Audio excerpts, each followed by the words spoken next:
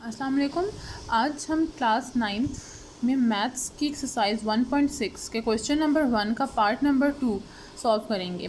इस क्वेश्चन को हम इन्वर्जन मेथड से भी सॉल्व कर सकते हैं और क्रैमर रूल से भी। अगर आपके पास पेपर में क्वेश्चन आता है और उसमें मेथड आपको गिवन है कि आपने क्रैमर रूल से सॉल्व करना है, तो फिर आपको क्रैमर रूल से ही सॉल्व करना है। और अगर गिवन है कि इन्वर्जन मेथड से सॉल्व करना है, तो फिर आपने यही वाला मेथड यूज़ करना है। लेकिन अगर आपके पास उन्होंने सिर्फ क्वेश्चन दे दिया है और मेथड आपको कंपलसरी नहीं किया कि ये वाला मेथड यूज़ करना है और ये वाला नहीं, तो फिर जो आपको आसान लगता है आप वो वाला यूज़ करें। पिछली वीडियो में मैंने इसी क्वेश्चन को क्रैमर रूल से सॉल्व किया था, तो आप वो वाली वीडियो भी देख सकते हैं अगर आपको क्रैमर रूल नहीं आता। और इस वीडियो में मैं इस क्वेश्चन को इन्वर्जन मेथड से सॉल्व कर रही हूँ। तो ये है हमारे पास क्वेश्चन नंबर 1 का part number 2। 2x + y = 3, 6x + 5y = 1। तो इसमें हमारे पास ये वाला जो है ये हमारे पास इक्वेशन 1 है, ये इक्वेशन 2 है। इसको हम सॉल्व करें बाय इन्वर्जन मेथड से। तो अब आपने जो क्वेश्चन है आपका उसको अपने मैट्रिक्स फॉर्म में लिख देना है, ठीक है। 2, 6, 1 एंड 5 ये एक मैट्रिक्स बन गई है। जो x और y है उसको इधर पे लिख देंगे, इस तरह मैट्रिक्स बना के = के बाद जो चीज़ें थी उनको यहाँ पे लिख देंगे। तो मैंने पिछले वीडियो में भी बताया था और अब फिर बता रही हूँ कि इस वाले को हम कोफिशिएंट मैट्रिक्स कहते हैं। ये हमारे पास अननोन मैट्रिक्स होती है और वेरिएबल होती है। अननोन इसलिए होती है क्योंकि हमें एक्चुअल में ये वाली इनकी वैल्यूज़ x और y की वैल्यूज़ फाइंड आउट करनी होती है। और वेरिएबल इसलिए कहते हैं क्योंकि हमेशा इनकी वैल्यूज़ डिफरेंट निकलती हैं। और जो इक्वल के साइड पे होती हैं ये हमारे पास कांस्टेंट होती हैं। ये मैंने मैट्रिक्स के नीचे लिख दिया कि कौन सी मैट्रिक्स का नाम क्या क्या है, ठीक है। अब हमने क्या करना है, हमने इन मैट्रिक्स को नाम दे देना है। तो जो कोफिशिएंट मैट्रिक्स है उसको हमने a से डिनोट कर दिया है, जो अननोन है उसको हमने कैपिटल X से डिनोट कर दिया है, और जो कांस्टेंट है उसको हमने b से डिनोट कर दिया है। तो अकॉर्डिंग टू दिस हमारे पास फार्मूला क्या बन जाता है, ax = b।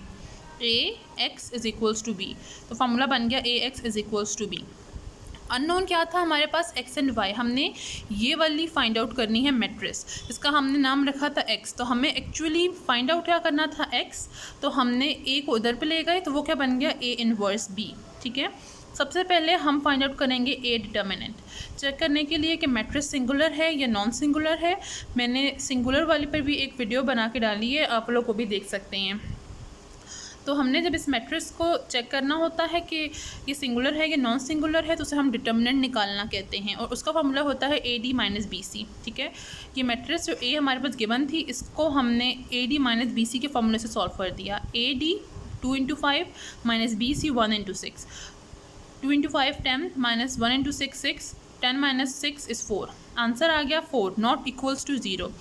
जब डिटर्मिनेंट का आंसर आ जाता है नॉट इक्वल टू 0, इसका मतलब होता है कि जो हमारा डिटर्मिनेंट है वो, जो हमारे मैट्रिक्स है वो नॉन सिंगुलर है और उसका सलूशन एग्जिस्ट कर सकता है, उसका सलूशन पॉसिबल होता है, ठीक है।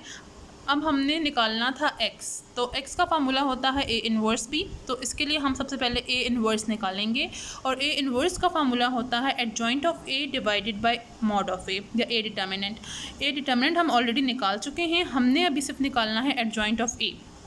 एडजॉइंट ऑफ a, ये मैट्रिक्स a मैंने एज इट इज़ लिख दी है। तो अब आप लोग देख लें कि एडजॉइंट किस तरह निकालते हैं। फॉर एग्जांपल हमारे पास एक मैट्रिक्स है जिसमें A, B, C और D है, ठीक है।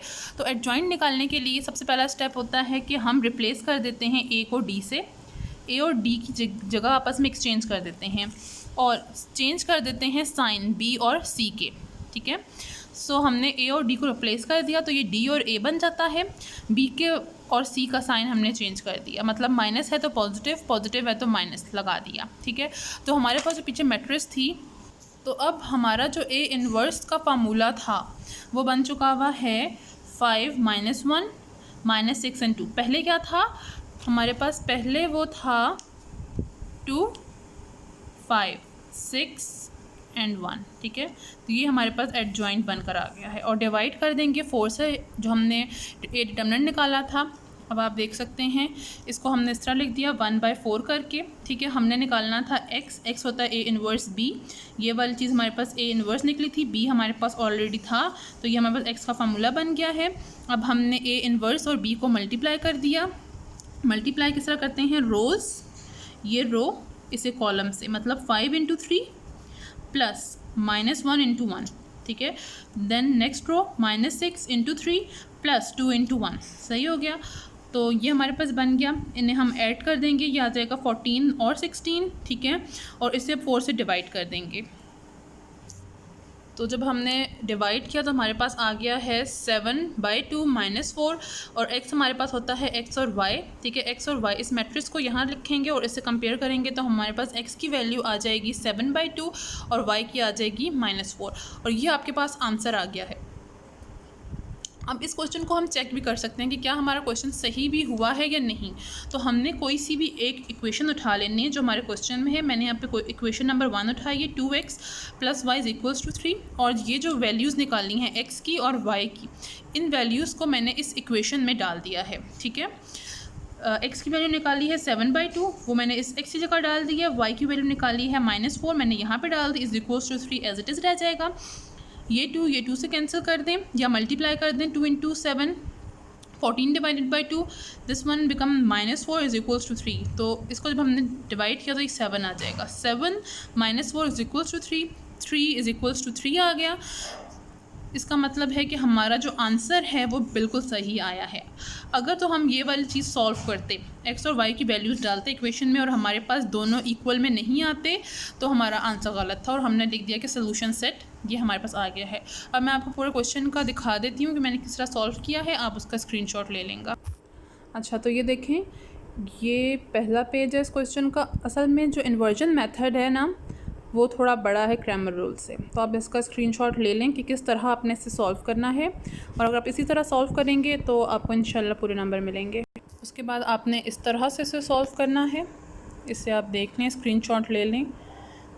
और ये जो मैंने ऊपर सॉल्व किया हुआ है ना, ये मैंने आपको सिर्फ बताया कि एडजॉइंट किस तरह निकालते हैं, और ये भी ऑब्जेक्टिव के लिए बहुत इंपॉर्टेंट है। ऑब्जेक्टिव में आ जाता है, कोई मैट्रिक्स गिवन होती है और आपने इसको एडजॉइंट निकालना होता है। आप इसका स्क्रीनशॉट ले लें, और ये इसका लास्ट पार्ट है, ठीक है। जो चेक होता है वो आपके अपने लिए होता है, और आप इसे सॉल्व भी कर सकते हैं पेपर में। ये आपका क्वेश्चन हो गया है। अगर आपको वीडियो अच्छी लगी है तो please like and subscribe my channel. Thank you so much.